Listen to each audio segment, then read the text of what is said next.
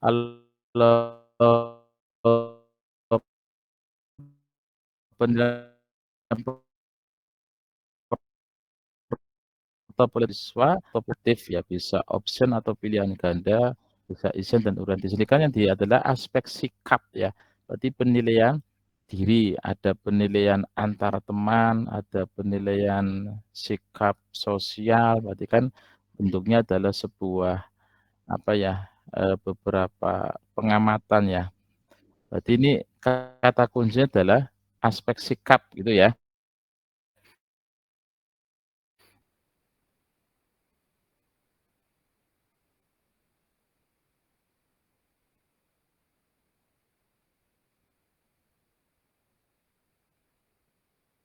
Berarti Bu, berarti sikap kan ada Kalau sikap sosial ya, Bu, misalnya sikap sosial itu mungkin ya, yang kita munculkan dalam RPP, sikap sosialnya misalnya tanggung jawab, kemudian disiplin, kemudian ada sifat apa sih, religius, itu sosial, Bu, itu sosial. Jadi hasil dari oh pengamatan ya, guru ya. saya kalau kalau saya misalkan dihadapkan pada pilihan seperti ini, saya mengatakan mungkin A sampai D ini kan kayak anu ya, bukan bukan ke arah sikap yang tadi Nggih, sosial macam-macam. Kalau nggih. penilaian diri itu kan lebih kepada evaluasi ya, kayak kalau dalam kita tuh kayak mutabaah gitu ya. Nggih, nggih.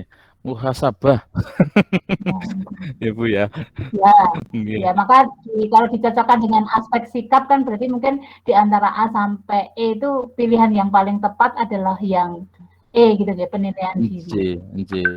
Kalau proyek kinerja tertulis kan ini apa ya, hasil belajar ya, hasil belajar itu. Ya, Dari KD atau indikator gitu tujuan pembelajarannya. Kalau sikap kan berarti yang di luar itu ya, intinya PPK itu ya, intinya pendidikan penguatan karakter gitu ya. PPK-nya muncul kan sikap gitu kan. Nggih. Itu aja ya, Bu ya. Lanjut untuk selanjutnya Bu Indra, coba Bu Indra, pengen dengar suaranya Bu Indra.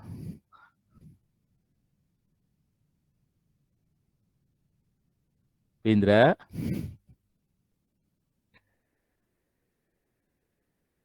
Bu Indra nggak ada suaranya. Ngimpun, Bu Arista, Ini monggo saya Bu Arista. lakukan untuk transisi operator lama ke operator baru. Saya dorong Oh, operator ditinggal baru, rumah. jadi misalkan ada penyampaian yang Ngimpun. kurang pas, Alfi, monggo operasi Pak. yang harus dikoreksi. Tahun pertama nanti bisa Siap. dulu install, kalau install jangan tanya mas tulisannya gimana, jangan. Setelah kita berhasil, nanti teman-teman langsung ke tahapan kedua. dong mengganggu nih. Registrasi ini bisa lewat online atau offline. Kalau offline misalkan di Pasar Baru itu nggak punya akses internet, nanti dari daerah itu ada internetnya, kita profil. Data itu berkelanjutan dari semester kemarin. Selanjutnya tahapan ketiga perbarui data sekolah. Pastikan bersedia terdapat di kolom depan itu ya. Kalau misalkan ada perbedaan,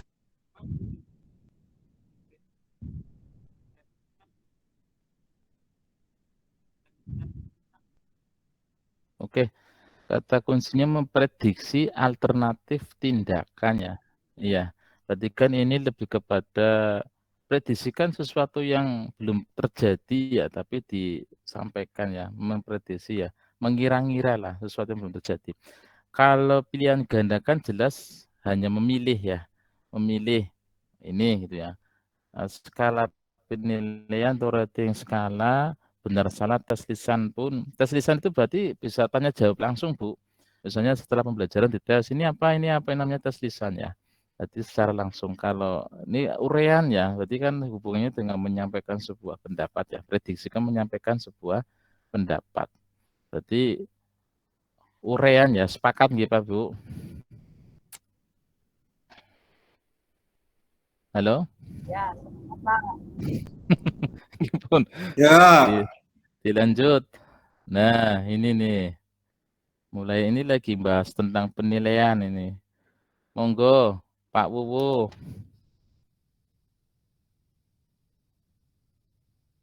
salah satu rumusan indikator tercapainya tujuan pembelajaran adalah dengan disajikan informasi yang mengandung beberapa kemungkinan kesimpulan. Peserta didik meminta untuk menentukan kesimpulan yang paling tepat. Isi data tingkat kenakalan remaja dan faktor penyebabnya. Bentuk penilaian otentik holistik yang cocok diterapkan adalah A. Tes kemampuan dalam grafik. C. Tes kemampuan membaca informasi. D. Belum kelihatan, Pak. D. Tes lesan mengungkap proses penarikan kesimpulan. E. Tes penilaian unjuk kerja dengan fotofolio. Baik, kata kuncinya adalah otentik holistik ya. Otentik itu berarti mencakup 3 aspek ya. Ada aspek sikap, kemudian aspek kognitif, dan aspek psikomotorik. Nah, sikap mungkin dengan ya PPK itu yang kita munculkan dalam RPP ya. Misalnya religius nasionalis, kemudian tanggung jawab disiplin. Nah, itu namanya sikap. Kemudian untuk aspek kognitifnya mungkin dengan option jawaban pilihan ganda, isian ya. Untuk psikomotornya berarti keterampilannya. Nah, holistik itu artinya apa ya? Menyeluruh ya, berarti dari 3 aspek itu disampaikan semuanya itu. Dari 3 aspek penilaian sikap, kognitif, psikomotorik itu tercantum keseluruhannya. Nah, contoh yang A, tes kemampuan verbal. Berarti kan ini hanya sebatas lisan ya. Mungkin ini kayak tes lisan ya, kemampuan verbal, atau mungkin siswa untuk mempresentasikan atau siswa untuk membacakan sebuah puisi. Ini kan berarti sikap ya, verbal itu ya. Dan yang B, tes kemampuan memahami data dalam grafik. Ini pun mungkin apa ya, kognitif ya, memahami data itu ya. Contoh kayak di kelas 6 itu di statistik ya, kelas 6 ya, matematika kan ada data-data ya, ada data diagram batang, diagram garis, diagram grafik. Dan yang C, tes kemampuan membaca informasi. Berarti mungkin lebih disajikan bacaan, kemudian dari bacaan itu informasi yang didapat apa. Mungkin dengan cara membuat sebuah pertanyaan dari aspek apa, siapa, di mana, kapan, dan mengapa, yang dimana jawabannya itu ada dalam sebuah teks. Ini kan tidak semuanya ya, tidak semuanya tidak ada dalam ya, sikapnya kan nggak ada. Dan tes lisan mengungkap proses penarikan kesimpulan. Nah, pada intinya adalah otentik. Sekali lagi otentik itu kan berarti ketiga aspek itu ada ya, sikap, kemudian kognitif, kemudian psikomotorik, holistik berarti seluruhnya itu. Ini ada keterangannya nih. Berarti tes penilaian unjuk kerja dan portofolio. Penilaian unjuk kerja kan berarti ada keterampilannya ada gitu kan. Kemudian sikapnya kan dimunculkan ya, mungkin dalam mengerjakan itu tidak boleh bekerja sama atau mungkin dikerjakan secara kelompok, berarti kan sikapnya berarti bagaimana dia berkolaborasi gitu ya. Yang 4C itu ya. Kemudian portofolio berarti hasil-hasil karya siswa itu sendiri ya. Berarti otentik holistik itu sikap, pengetahuan, keterampilan muncul semua. Holistik itu menyeluruh gitu loh. Semuanya ada, keaslian dari hasil belajar siswa. Itu saja, monggo barangkali ada tambahan Pak Alfi. Manut Bu Nazula pripun Bu? Saya nyimak Pak, Nggih, karena ini belajar ini. Ada yang mau ditanyakan Bu? Enggak sih Pak, saya melihatnya hanya otentik, holistik. Berarti otentik itu kan berarti benar apa ya, orisinil ya, otentik apa-apa. Jadi paham dengan penjelasan jenengan, insya Allah paham Pak. Kalau dalam apa ya, penilaian itu otentik itu mengandung 3 aspek itu Bu, ada sikap, pengetahuan, dan keterampilan. Makanya ketika kemarin kita buat UKIN kan salah satu perangkat pembelajarannya itu ada instrumen penilaian itu harus ada 3 itu ya. Muncul sikapnya, muncul sikap pun ada sikap sosial, sikap religiusnya gitu ya, ada pengetahuan dan juga ada keterampilannya.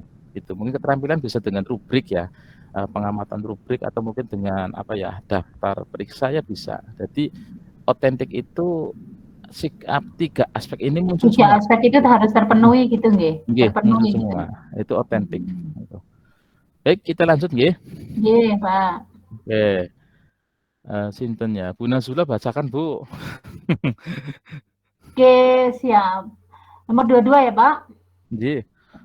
Perkembangan kognitif merupakan salah satu aspek yang paling penting dalam perkembangan peserta didik. Faktor utama yang mempengaruhi perkembangan kognitif adalah A. Inspirasi, B. Budaya, C. Motivasi, D.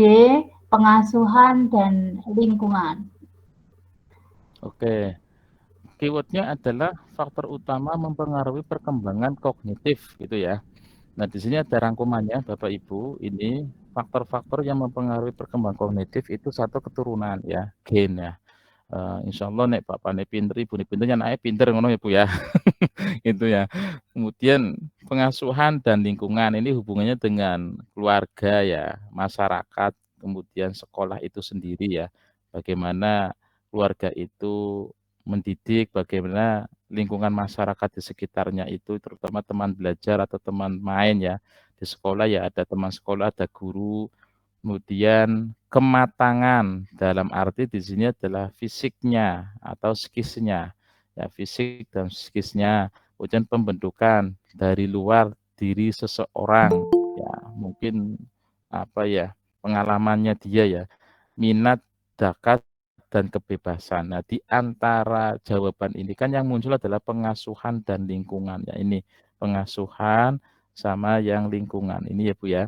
Berarti ini adalah yang mempengaruhi perkembangan kognitif. Kalau inspirasi, budaya, motivasi itu tidak mempengaruhi. Berarti jawabannya ini. Ini rangkumannya ya Bu ya. Baik, bisa dipahami ya Bapak Ibu nggih? Bisa, Pak. Jelas nggih? Nggih. Insyaallah sambil apa ya, kita niatnya belajar bersama sambil mengingat-ingat Bu. Nanti insyaallah Ya. kalau belajar bareng itu cepet ingatnya daripada belajar dewekan. Ya. Wong saya belajar dewekan paling 40 menit udah melenger, udah ngantuk. Tapi kalau bareng-bareng kan kayaknya nggak kerasa gitu ya. Oke, nomor 23, sinten ya? Mas Amin posisi sinten niki Pak Amin posisi? Bu Nur, monggo Bu Nur. Dibaca Bu Nur. Halo Bu Nur.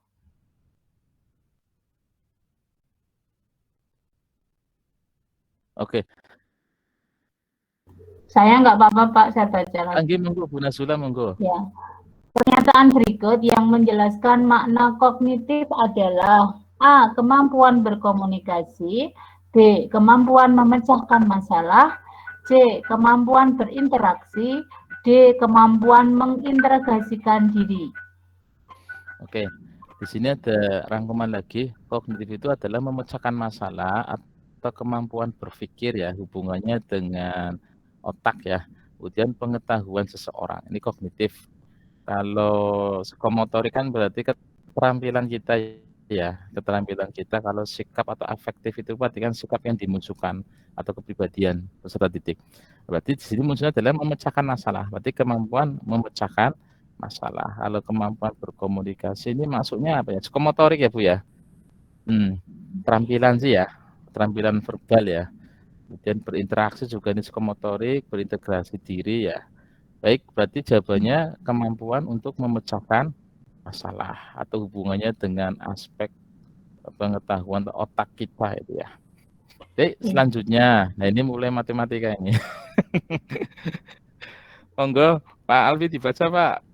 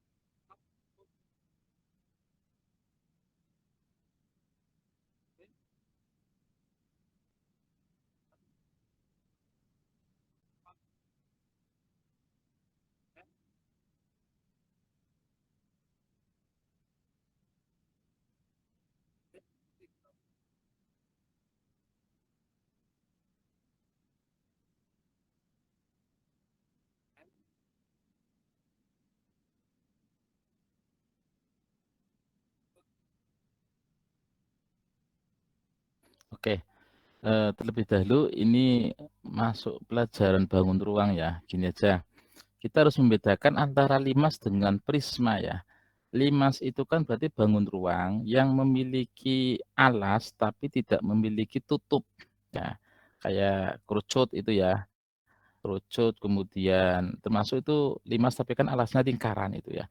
Kemudian cara mencari volumenya bangun ruang itu intinya adalah luas alas dikali tinggi.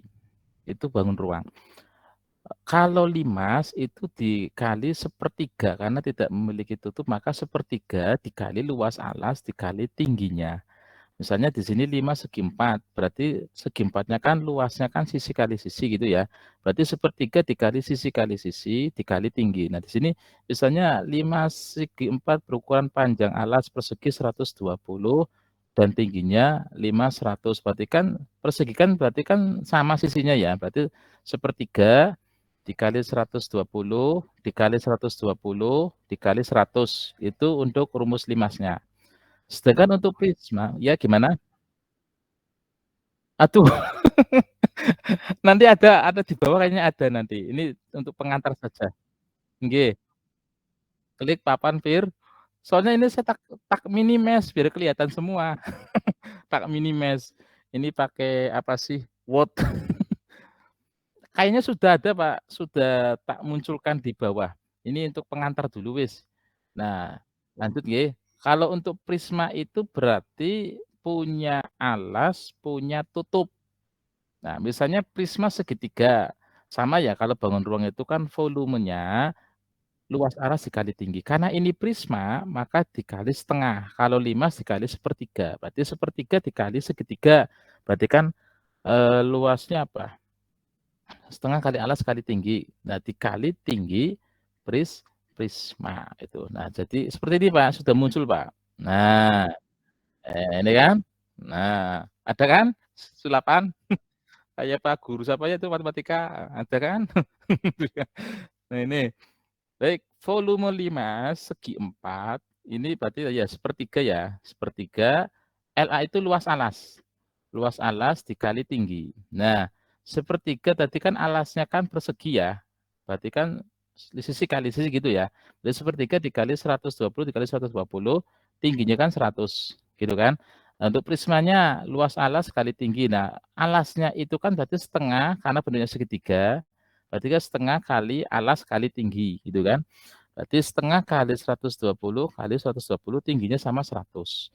Nah, di sini ada persamaan ya, 120 120 100. Ini juga persamaan, tinggal kita coret. Dicoret semua. Nah, tinggal sepertiga dengan setengah. Gitu kan? Nah, sepertiga kita jadikan bilangan asli berarti kan dikali 3. Biar 3 dibagi 3 sama dengan 1. Di sini berarti setengah dikali 2, berarti 1 kali 2 sama dengan 2, 2 dibagi 2 sama dengan 1. Nah, yang muncul adalah 3 ini. 3 dengan 2. Artinya volume 5 atau 3 volume 5 segi 4 itu sebanding dengan 2 volume prisma segitiga. Coba kita cari. Nah, ini 3 volume bangun ruang limas sebanding dengan 2 volume bangun ruang prisma. Seperti itu, Bu, Pak. Monggo Bu Nazula. Oh, Alvis. Gimana Bu Nazula? Ya Pak, nyimak Pak. Paham Berarti anu ya Pak, saya ini malah dapat ilmu baru ini Pak. Kalau tidak ada tutupnya itu sepertiga ya? Enggak Bu, kalau limas kan nggak ada tutup. Berarti kayak limas, prik, sama kerucut itu sepertiga ya? Nggih. Kerucut, nggih sepertiga. Kalau kerucut kan berarti alasnya lingkaran nggih, berarti sepertiga kali pi kali R pangkat 2 kali tinggi gitu Bu. Ini Luas ilmu alasnya baru Pak lingkaran. buat saya Pak. Boten Bu, ilmu lama tapi nggak ditelaah itu. Iya, saya baru. Oh iya, melogikakan ke anak itu kan kayak gitu tuh penting banget Pak. Itu Bu. Nggih. Monggo yang lain. Pak, mau tanya dong Pak. Iya Bu Isma, pripun? Itu yang volume prisma segitiga itu kan langsung luas alas kali tinggi. Nah, terus. itu setengahnya itu berarti dari segitiganya ya Pak? Nggih, luas alasnya kan segitiga. Segitiga kan berarti Nggih. kan setengah kali alas kali tinggi gitu, Bu. Oh, nggih. Berarti kalau Nggih. yang volume 5/4 itu kan langsung ada sepertiganya. Kalau yang prisma itu berarti Nggih. langsung luas alas kali tinggi aja, Pak? Nggih, betul sekali. Oh, Karena ini nggih. alas, berarti melihatnya alasnya. Kalau alasnya Iya. segitiga ya berarti ikutnya Setengah. rumus segitiga. Berarti kan setengah kali alas kali tinggi. Atau mungkin alas Oh, kali tinggi bagi nggih. 2, boleh. Kalau kalau bukan segitiga kan kayak balok ya, misalnya persegi kan berarti punya balok panjang kali lebar kali tinggi. Prisma kan berarti setengahnya balok gitu ya. Berarti ada Iya. balok dibagi 2 kan jadinya prisma segitiga gitu. Oh, berarti setengahnya itu bawaan segitiga apa bawaannya prisma, Pak? Sebetulnya setengahnya itu bawaannya segitiganya, Bu. Karena alasnya kan Oh. bentuknya segitiga. Iya, Jadi iya. luas alasnya kan berarti setengah kali Setengah alas alas kali tinggi kali ya. Ini tinggi, tingginya iya. tinggi segitiga loh. Dikali Iya. tinggi prisma. Oh, nggih. Gitu. Mhm. Nggih. Pun? Ya, ini ilmu baru juga sih, Pak, soalnya dikira ISMA itu dihitung semua kan berapa volume semuanya, ternyata langsung aja Nggih. dari rumus dimasuk-masukkan ya, Pak, ya? Nggih, karena di sini nggak minta muncul bilangan sih ya. Angka ya? Iya, iya, Nggih. iya. Kalau yang A Ya. coba volume 5 lebih besar dibanding Nggih. dengan volume prisma. Ya, kan di sini tidak muncul angka sih ya, lebih besar. Kalau mau Iya. dimunculkan angka, ya cuma perbandingan saja 3/2 gitu ya. Yang paling tepat berarti yang D gitu. Tapi kalau memang kita tidak bisa ini Pak, cara ini itu bisa memang dengan membuktikan cuma agak lama. Ini saya kan Nggih. membuktikan Nggih. kalau volume apa tadi ya, limas itu kan 48.000, volumenya prisma itu 12.000. Berarti kan memang benar Nggih. ini D, 3 volume Nggih. bangun ruang limas sebanding dengan 2 ya. Kok 2 Nggih. ya ini ya? Saya belum ketemu nih 2 ini kok. Ini kalau ini Tadi berapa, Bu? 48 sama berapa, Bu? 48 sama 12.000, Pak. 48.000. Apa saya salah ngitung ya? 12 kali 12 berarti 144. Nggih, 144 bagi 2 berapa, Bu? 144 bagi 2, 72. 72 kan? Nah, ini 144 bagi 3.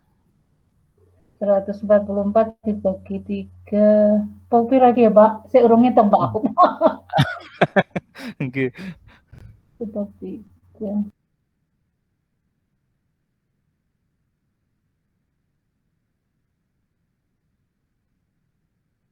Lanjut aja, Pak. 48 ya, Lanjut Bu? aja. Lanjut. 48 nggih. Nah, Nggih. ini 48, ini 72 ya. Itu, Iya. Bu. Berarti Iya, perbandingan iya, Pak. tinggal Nggih, saya salah. Saya nggih. salah ngitung. Nggih. Nggih. Nggih, Bu. Intinya konsepnya ya, Bu ya, paham ya, Bu ya? Pak Alfi nggih, Nggih, Pak Wuwu. nggih. Nggih, sambil ngapalin jawaban Mas. Ini hanya pembuktian saja, karena Iya, pembuktian iya. apa ya, seperti ini. Nah, ini juga ini juga Ngapalke sudah muncul ini. jawabannya ya, Pak. Iya, iya. Nggih, 25 nih, rumus menentukan jumlah bilangan asli yang pertama adalah ini suku ke N ya. Nah, ini saya coba ya, yang C ya, N. Kalau dalam kurung itu berarti dikali ya, Bu ya. Berarti misalkan ini ya, yang N1 berarti 1 kali 1 kan 1 ya. Ya, 1 kali 1 kan 1, berarti 1 tambah 1 kan 2, 2 dibagi 2 kan 1 ya. Terus saya coba yang N-nya 2, berarti kan 2 kali 2, 4, gitu kan. 2 kali 1, 2 ya, 4 ditambah 2, 6, 6 bagi 2, 3, seperti itu, Bu. Dan seterusnya. Berarti bilangan asli kan bilangan yang dimulai dari angka 1 ya, bukan bilangan dari angka 0 kan namanya bilangan cacah. Kalau bilangan bulat itu ada bilangan bulat positif atau bilangan bulat negatif, berarti penggabungan dari bilangan asli dan bilangan cacat dan 0. Itu namanya bilangan bulat. Tuh, jadi bilangan asli berarti dimulai dari angka 1. Berarti jawabannya ini C. Itu, Bu.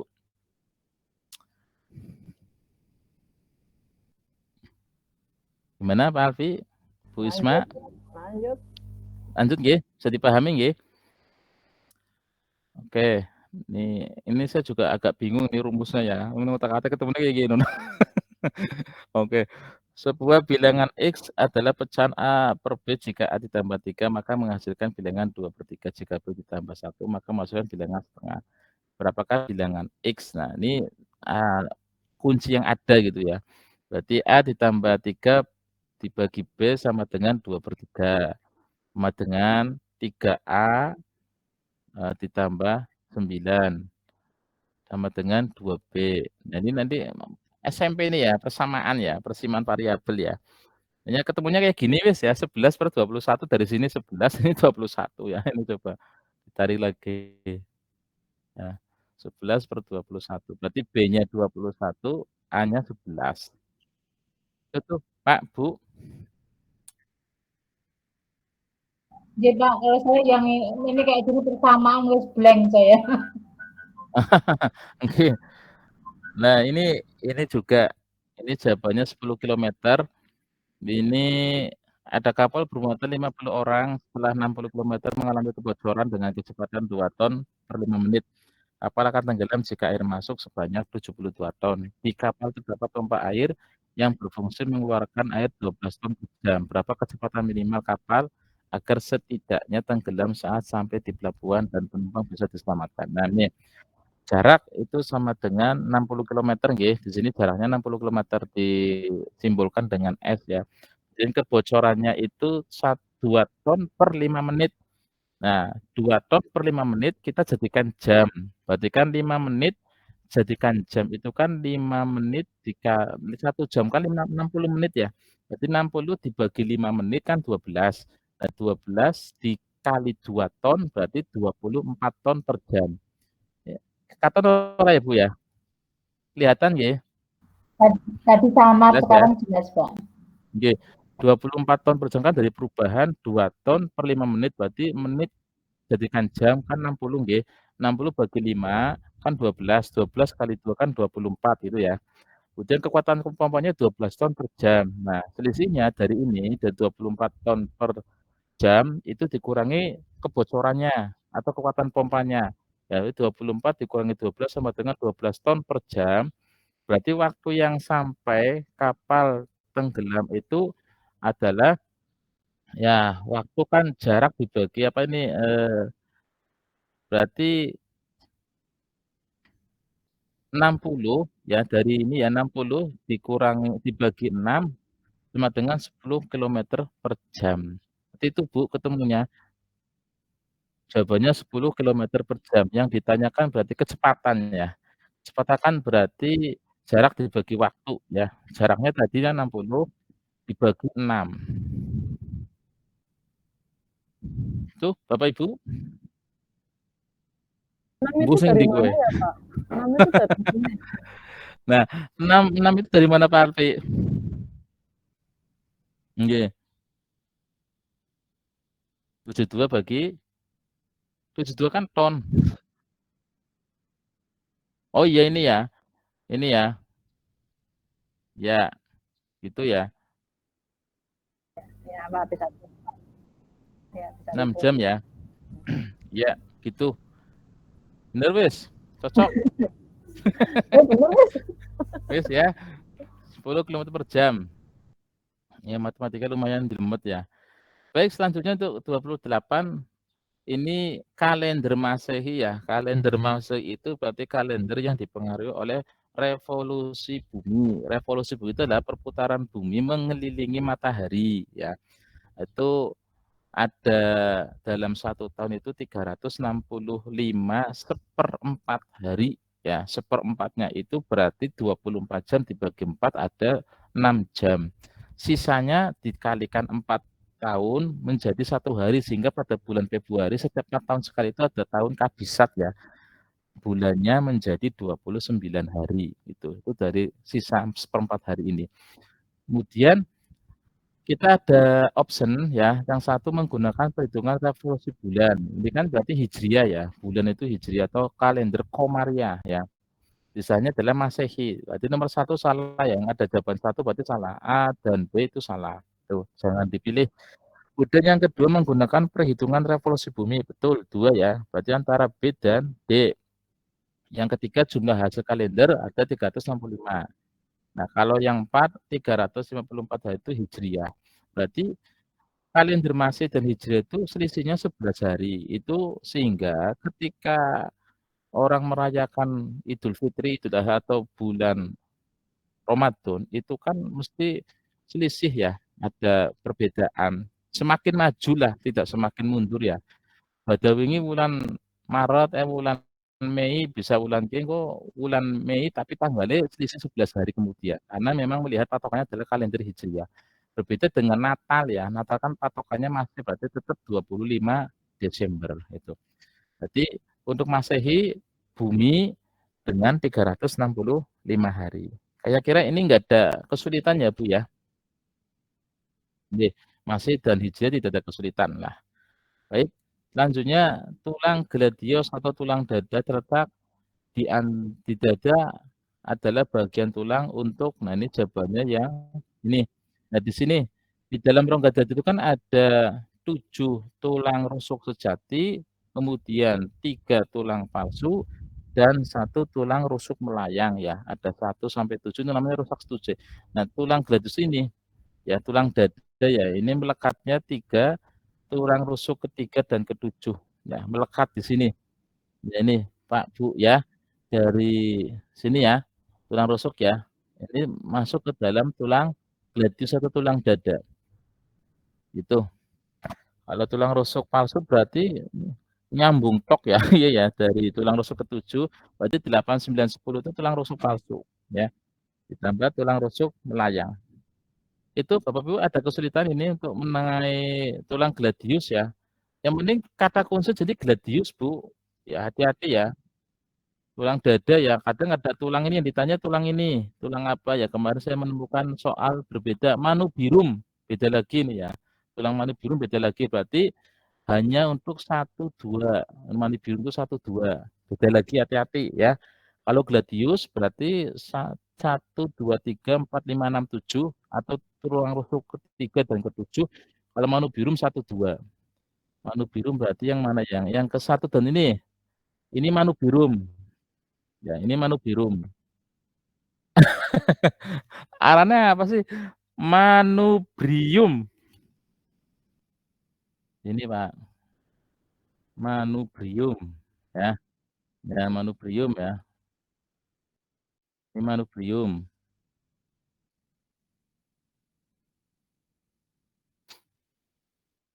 Iya Pak.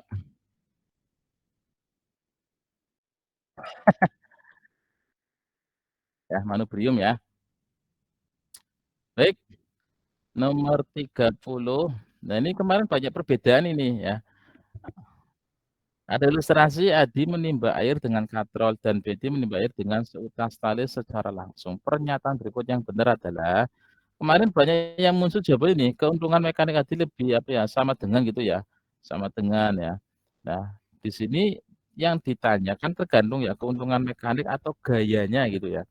Nah, di sini ada itu, ada materinya.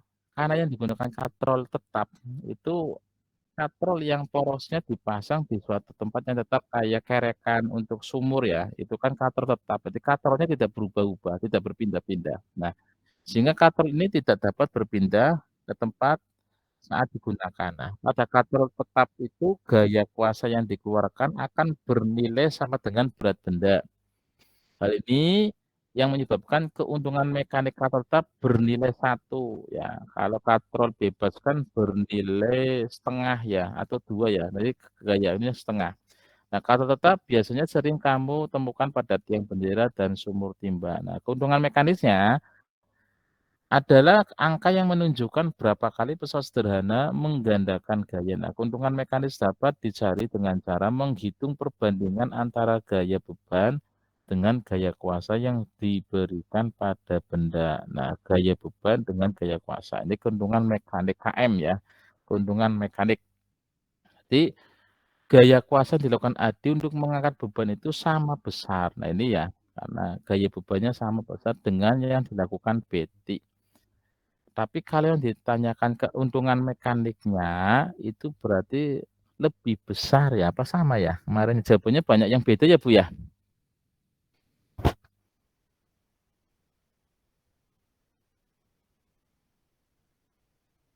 Ini kan dan Pak Alfi. Yang benar karena yang ditanya kalau keuntungan mekanik itu sama, Pak. keuntungan mekaniknya sama. Coba di sini kan keuntungan mekaniknya lebih kecil, lebih besar, nggak ada yang sama ya. Kecuali yang muncul keuntungan mekanik Adi sama dengan Betty, nah itu juga betul. Jadi tergantung munculnya. Kalau keuntungan mekaniknya berarti sama. Tapi kalau gaya kuasanya pripun, Mbak? Ya. Ini keterangannya di sini sudah ada ya. Di sini kan lebih besar semua ya.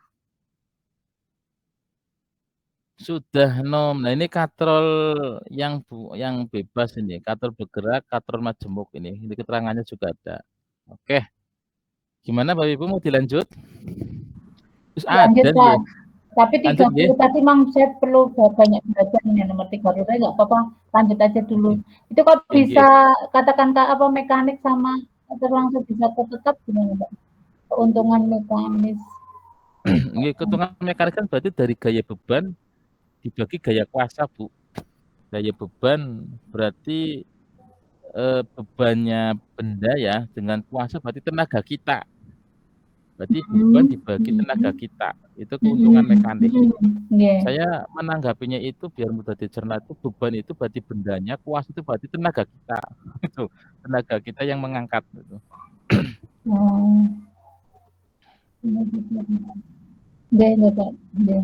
Oke. Baik. Kita lanjutkan ya. Di sini ada beberapa opsi 1 sampai 5 ada protein ya. Protein itu biar mudah dipahami gini Bu, protein gitu ya. Berarti enzim tripsin ya. Itu biasanya apa ya, atau untuk mengubah asam amino ya. Vitamin ke air, mineral itu tidak mengalami pencernaan kimiawi. Kalsium itu untuk susu, untuk tulang ya. Glukosa itu dari enzim laktosa. Ini untuk apa ya, zat gula ya. Asam amino protein. Nah, asam amino kan protein. Nah, yang pencernaannya mengalami kimiawi berarti 3, 4, 5. Kalau air kan nggak mengalami pencernaan ya.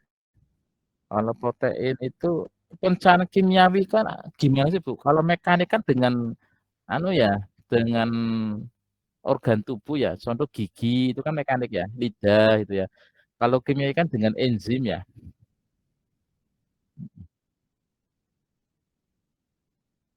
Ya, berarti protein juga dengan kimiawi, cuman ketika menjawab 1, 2, 3, 2-nya kan vitamin tidak dengan kimiawi. 1 betul protein itu dengan apa kimiawi ya, dengan enzim tripsin gitu ya. Tapi yang salah adalah 2-nya karena air mineral itu tidak mengalami kimiawi. Jadi yang paling tepat adalah di antaranya berarti 2, 3, 4 dan 5. Alfi gimana? Berarti ini harus hafal ini ya, memahami pencernaan secara kimiawi itu apa gitu ya, Pak ya? Jadi, kalau kimiawi itu dengan enzim, Bu. Enzim kan berarti kalau di dalam lambung ya, saya biasanya gini kalau sama anak-anak, enzim dalam lambung itu ada pra gitu, Bu, ada pra. Pra itu berarti dari pepsin, renin, sama asam klorida ya, asam klorida. Pepsin untuk berarti itu untuk merubah P ya, protein gitu, Bu. Kemudian renin, ada in, berarti kasein gitu, Bu.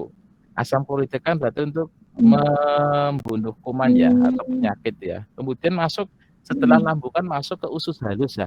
Usus halus itu ada enzim ALT, alet gitu ya, alet. Asam amilase, lipase, tripsin. Amilase berarti untuk merubah amilum itu ya. Kemudian lipase ada L-nya berarti lemak. Tripsin. Kayak gitu Bu, saya menghafalnya dengan keyword-keyword yang ada. Kita harus memahami dulu ini tahu kimiawi itu apa, ini apa sih baru intinya kimiawi itu berarti dengan enzim. Kalau mekanik berarti dengan organ tubuh kayak di mulut kan ada gigi ya, makanya di dalam mulut kan ada 2 pencernaan, kimiawi dan mekanik. Mekanik dengan gigi dan lidah gitu kan. Kalau kimiawinya berarti dengan asam amilase itu yang mengubah glukosa. Ya, gini Pak. Oke. Dilanjut. Lanjut. Oh enggak, yang lain gimana? Ya loh. Bu Solihatun pripun niki ampleng ye. Iya Pak, gimana Pak? Bu Isma lanjut. Ini mau sampai siang apa gimana Pak? Lanjut Pak. Kita Bu sampai jam Isma tuh 12 ya. ditanya main loh, ayo Bu Jam Isma 12. tunjukkan dirimu. Berarti nanti Nggih. besok dilanjut lagi kayak gitu Pak. Nggih, insya Allah besok kita lanjut. Kita coba ini Maksudnya, sampai jam tak kira 12. ini sampai selesai soalnya sampai jam berapapun tak kira saya gitu. Maksudnya kalau jangan gitu loh, saya Bu. mau pulang dulu. Jangan kasihan. Jangan. Oh, iya, iya. Ini Sampai sampai jam jam 12 ya Pak ya? Oke, nanti gini aja lebih nanti didiskusikan ya. Nanti buat catatan, nanti didiskusikan lagi buat besok gitu. Ini Baik. soalnya bisa di-share Pak nanti Pak. Bisa, kalem nanti tak share. Oke. Kalem. Bu Nazula badhe nyuwun. Nyuwun lah Pak, kemarin yang dari Pak Andri itu kelihatannya belum ada coret-coretannya ya. Kalau udah ada kuning-kuningnya tapi belum ada coret-coretannya kelihatannya. Mungkin nanti tak share.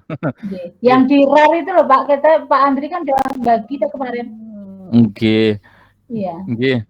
Nggih, Pada proses inspirasi itu berarti prosesnya masuk ya. Itu masuk ya. Berarti kalau dalam pernapasan berarti masuknya oksigen gitu ya. Pernapasan perut, pernapasan ada dua ya, pernapasan perut dengan pernapasan dada gitu ya. Di sini ditanya adalah kata kuncinya inspirasi, berarti prosesnya masuknya oksigen. Nah, di sini pernapasan perut berarti jelas perut, berarti di sini adalah diafragma, Bu. Kalau perut, kalau rongga dada itu berarti lebih kepada pernapasan dada gitu ya. Baik. Yang perlu diingat-ingat ketika inspirasi itu adanya terjadinya kontraksi ya, kontraksi. Nah, nih. Berarti kontraksi di mana? Kalau perut berarti diafragma. Gitu. Berarti coba yang B, rongga dada membesar sehingga tekan rongga dada menjadi besar lebih tekan dengan udara air. Ini kan pernapasan pada dada ya, bukan perut ya. Ya. Kemudian yang tekanan pada rongga dada menjadi lebih kecil dibanding tekanan udara luar, sehingga udara keluar dari dalam paru. Ini adalah ekspirasi. Ekspirasi, bukan inspirasi ya, ekspirasi. Kemudian yang D, diafragma mengalami relaksasi sehingga mengendur. Kalau diafragma mengalami relaksasi berarti namanya ekspresi ya, keluar. Kalau diafragma mengalami relaksasi sehingga rongga dada mengecil, ini pun ekspresi ya. Berarti yang ditanyakan inspirasi ya. Inspirasi itu berarti terjadinya masuknya oksigen. Berarti kata kuncinya adalah masuk, maka dia perut berarti yang berkontraksi adalah diafragma. Saya sih gini Bu, kemarin coba ngotak-ngatik pakai bahasa saya ya. Kalau inspirasi itu berarti KBK ya. KBK itu kontraksi, kemudian besar, kemudian kecil. Artinya diafragmanya berkontraksi, kemudian kalau dalam rongga dada itu membesar, mengembang ya. Kita bisa praktek ketika kita menghembuskan atau kita bernapas gitu kan, maka rongga dada akan membesar ya. Berarti kontraksi besar tapi udara mengecil. Nah, itu KBK. Kalau saya kemarin coba ngotak-ngatik biar mudah diingat ya. Kalau inspirasi berarti KBK itu ya. Kontraksi besar kecil itu ya. Itu Bu. Monggo yang lain. Nah, ini gambarnya. Pernapasan perut ya. Pernapasan perut itu merupakan pernapasan yang mekanismenya melibatkan aktivitas otot-otot diafragma yang membatasi rongga perut dan rongga dada. Ini. Baik. Sudah, Bu? Halo? Iya, Pak, siap. Gimana? Kita lanjut sampai satu soal ini ya? Lagi atau mau sampai 35, Pak? Sampai 35. 35 nggih, biar mudah diingat ya. 35. Oke. Insyaallah besok kita lanjutkan. Baik, anak yang nilainya kurang tuntas saat ulangan, apa yang kita lakukan? Nah, saya ini sudah ada ini Bu, kemarin coba nyari ya, yang ada materi ini ya. Kemarin kan di aplikasi kan masih bingung ya. Ini coba nih yang materinya sudah muncul. Nah, kemarin kan jawabannya apa ya? Ada yang macam-macam lah. Nanti ternyata jawabannya ini Bu, melakukan remedi selama 1 semester sampai tuntas. Nah, ini dasarnya di sini ya. Pembelajaran remedial diakhiri dengan penilaian untuk melihat pencapaian peserta didik pada KD yang diremedial. Nah, pembelajaran remedial pada dasarnya difokuskan pada KD yang belum tuntas dan dapat diberikan berulang-ulang sampai mencapai KKM dengan waktu hingga batas akhir semester. Ini Bu. Nah, apabila hingga akhir semester pembelajaran remedial belum bisa membantu peserta didik mencapai KKM, maka pembelajaran remedial bagi peserta didik tersebut dapat dihentikan. Artinya kan berarti sampai 1 semester. Nah, selama 1 semester sampai tuntas itu ya. Nah, kemudian pendidik tidak dianjurkan melaksanakan untuk pemberian nilai tuntas sesuai KPM kepada didik yang belum mencapai KKM. Nah, ini dasarnya. Berarti jawabannya adalah yang A. Melakukan remedi selama 1 semester sampai tuntas. Tapi pada KD itu ya, pada KD. Baik, nomor 34. Usaha pasca erupsi Merapi banyak kerikil pasir buatan. Nah, ini adalah ekstraktif. Ekstraktif itu mengambil sumber daya alam tanpa pengolahan. Berarti kayak di sini kan kerikil, pasir, batuan ya. Kalau pertambangan itu sampel ya, berupa sampelnya ya. Kayak pertambangan emas, logam, nikel itu adalah sampelnya ya. Kemudian perindustrian ya. Agraris itu pertanian ya. Berarti ini tanpa erupsi kan berarti gunung meletus ya. Erupsi kan meletus ya. Ekstraktif ini sering keluar ya. Baik, selanjutnya yang ini Bu, terakhir matematika. Fala bersepeda dari kota A ke arah utara dengan kecepatan 30 km per jam selama 2 jam. Kemudian dia berbelok ke arah timur dengan kecepatan 20 km per jam selama 1,5 jam. Setelah beristirahat selama setengah jam, ia melanjutkan perjalanan ke arah selatan selama 2 jam dengan kecepatan 10 km per jam dan tiba di kota B. Berapakah jarak kota A dan kota B? Nah, ini saya gambarkan seperti ini, Bu. Jarak itu kan berarti kecepatan dikali waktu ya. Nah, yang pertama jalan ke utara ya. Kecepatannya kan 30, ini kan 30 selama 2 jam. Ya kan? Berarti kan 30 kali 2 sama dengan 60. Nah, ini kasih warna wis. Yang pertama 60 ya. Kemudian setelah istirahat ini dari sini Bu, dari sini berarti dari sini ke sini ke utara ya 60 ya. Dari mana 60? Dari kecepatannya 30 km per jam dikali waktunya 2 jam. Ada jaraknya kan 60 gini ya. Kemudian dia berbelok ke arah timur dengan kecepatan 20 selama 1,5. Berarti di sini Bu. Ke timur 20 itu kecepatannya, waktunya 1,5. Berarti 20 kali 1,5 kan 30 km ke timur ya. 30 sudah. Kemudian selanjutnya melanjutkan perjalanan ke arah selatan setelah beristirahat setengah jam gitu ya. Ke arah selatan selama 2 jam dengan kecepatan 10 km. Berarti 2 jam kali 10 20. Ke selatan 20. Yang ditanya jarak A dan B. Berarti kan di sini A, di sini B misalnya ya Bu ya. Di sini A dan di sini B setelah muter-muter itu ya. Maka diperoleh kan di sini akan terbentuk bangun segi banyak ya. Pertama kalau kita hitung garis hayal di sini ini menunjukkan persegi panjang, di sini segitiga. Nah, 30 dari mana? Di sini sama 30. Nah, kemudian 40 dari mana? Dari jarak 60 ini dikurangi 20. Sehingga ketemu segitiga, fokus segitiga di sini 40 dengan 30. Maka yang ditanya adalah garis miringnya. Nah, ini bisa digunakan dengan rumus Pitagoras ya. Berarti sisi yang melengkung ini sama dengan 40 persegi ditambah 30 persegi di pangkat di akar kuadrat. Berarti 40 persegi berapa? 100 1600 ditambah 300 900 1600 ditambah 900 berarti 2500. Akar kuadratnya berapa Bu? 50 km. Berarti di sini adalah 50 Bu. Dari situ Bu prosesnya. Bisa dipahami ya Bu ya? Iya bisa Pak. Bisa nggih? Tapi memang dengan gambar itu bisa saya jadi paham Pak. Nah ini namanya apa ya? Namanya ikonik Bu. Dengan gambar Bu. Iya. Ikonik ya, bener itu gambar. Nggih, bisa ya Bu ya? Berarti 50 km.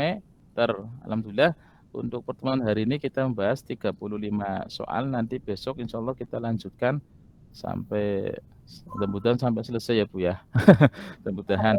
Terima kasih untuk Bu Nasula sudah mau bergabung dan untuk teman-teman yang lainnya tadi Pak Tommy juga izin ada kumpulan operator ya di KWK. kemudian Bu Arista ini juga lagi usaha mencari informasi dari teman sekolahnya yang kemarin sudah melakukan UP angkatan 1. Nanti mau minta bocoran, nanti insya Allah mudah-mudahan besok kita tagih gitu ya. Bu Arista, halo Bu Arista, ngamplong nemen lagi. Nggih. Kemudian ya intinya gini Bapak Ibu, sama-sama ikhtiar ya, berdoa kita kompak, apa informasi apa kita share, kita bagi, mudah-mudahan menjadi amal ibadah kita, dan yang kita sudah ketahui kita sama-sama belajar, yang belum kita ketahui ya nanti kita jadi tahu. Saya juga banyak kekurangan dan kekeliruan ya, mohon nanti diluruskan ya Bu Nasulang, Bu, Pak Buwu, Pak Alfi. Saya itu baca rangkuman ra paham-paham ya Pak Anu, Pak Andri jadi paham ya. Enggak Bu, saya guru kemarin sore kok, lebih pengalaman Bu Nasulang. Ya udah sama aja. Dan nanti minta filenya juga ya Pak. Insya Allah nanti saya bagi, saya cari, nanti saya bagi di Bu Nazula Japri ya. Minta Japri Bu, jangan di grup nanti Japri aja. Nggih, nggih, Pak Wuwu gimana? Ada tanggapan apa mau dirubah jamnya atau gimana Pak Wuwu? Monggo. Monggo, yang lain kalau saya bisa aja Pak. Bisa ikuti ya. Insya Allah bisa ngikuti. Bu Nur Khotimah, gimana Bu Nur Khotimah? Ini suaranya nggak ada ya? Nggih. Bu Solihah? Pak, saya bisa mengikuti Pak, insya Allah Pak. Alhamdulillah. Bu Isma? Nggih Pak, matur nuwun ya. Oke, ini kemarin Bu Isma malah sudah ikut bimbingan si Bimun ya Bu ya. Alhamdulillah ya Bu. Mungkin bisa ditularkan Bu nanti Bu. Oke, nanti tak share soal-soalnya Pak. Oke, besok saya tagih dan minta sedikit trik dan ilmunya. Terus apa lagi ya, ya Allah. Pak Alfi, monggo Pak Alfi, ini sengaja yang bikin link, saya minta tolong Pak Alfi, nanti biar bisa ada temen yang masuk bisa langsung di-add ya. Jadi saya tinggal masuk, saya hanya apa ya, bukan menjelaskan, bukan, tapi memberikan gambaran soal yang akan dibahas, kemudian memandu saja ya, lebih tepatnya memandu, nanti itu pembahasan bareng-bareng. Besok linknya dari gimana? Linknya? Iya nanti linknya Pak Alfi, nanti Pak Alfi akan mengirim ya Pak Alfi ya. Kayaknya kemarin sudah dibuat jadwal sampai hari Rabu Bu, karena memang prediksi saya barangkali nanti hari Kamis untuk simulasi sih, H-2 kan harus simulasi ya.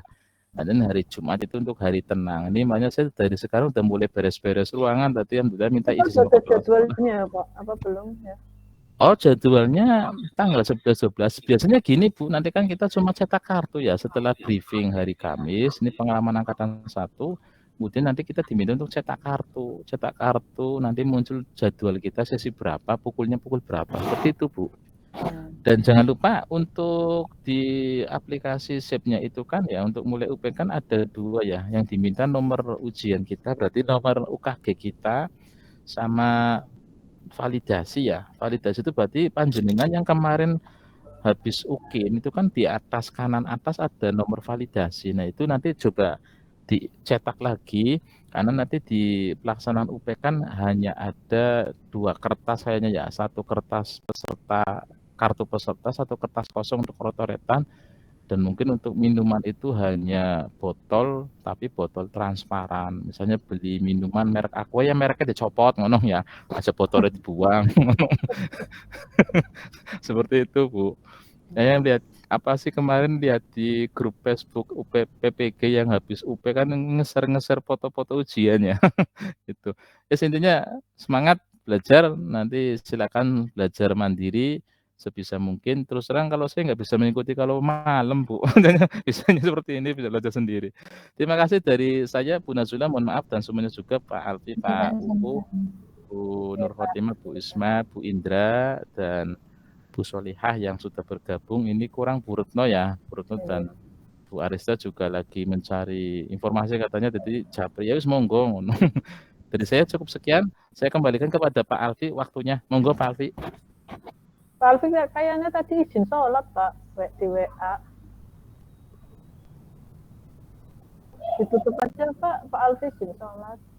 Pun, nggih pun kita akhiri dengan membaca hamdalah bersama. Alhamdulillah. Alhamdulillahirabbil alamin. Assalamualaikum warahmatullahi wabarakatuh. Waalaikumsalam warahmatullahi wabarakatuh. Terima kasih Pak Andre. Nanti Pak Alfi biar sendirian.